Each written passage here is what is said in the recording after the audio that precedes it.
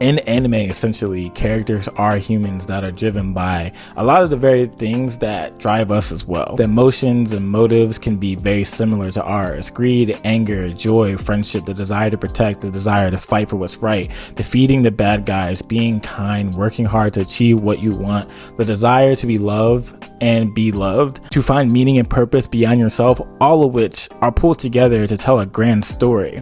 From Genesis to Revelation, you see the hand of God at work in the reality of fallen, sinful human beings pretty much messing up God's perfect world that he created through their lust and anger and greed. But this is all we throughout the story of the Bible, not to make an idol or to make you imitate what they're doing, but to point to our need for a savior.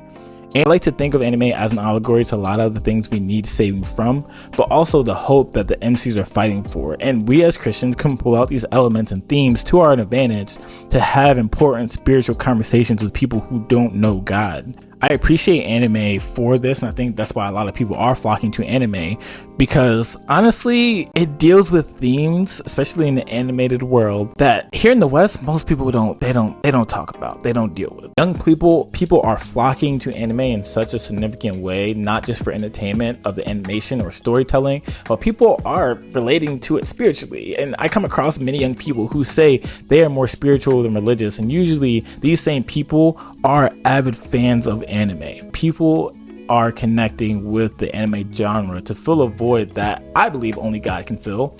And it's an opportunity for us as Christians to engage with the new generation and the generation now to point them to the hope of Jesus. A lot of anime draws spiritual and moral themes that get people to think about life, death, and the state of the world. As influential as anime is becoming, it is getting a hold of people's hearts to have takes on life's biggest questions.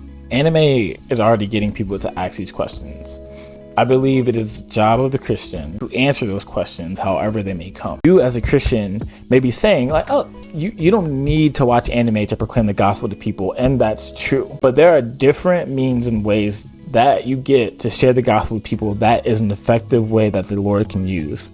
Acts 17 is a prime example of this. Paul going to the town with idols and philosophers and people who worship them, and Paul using a statue of an unknown God to point to the true God. And God used Paul to reach a certain people, and I think God can use anime to also bring people to himself. There is one gospel, one true gospel. Jesus came, he lived, he died, he rose again so that us as sinners could be brought back to God.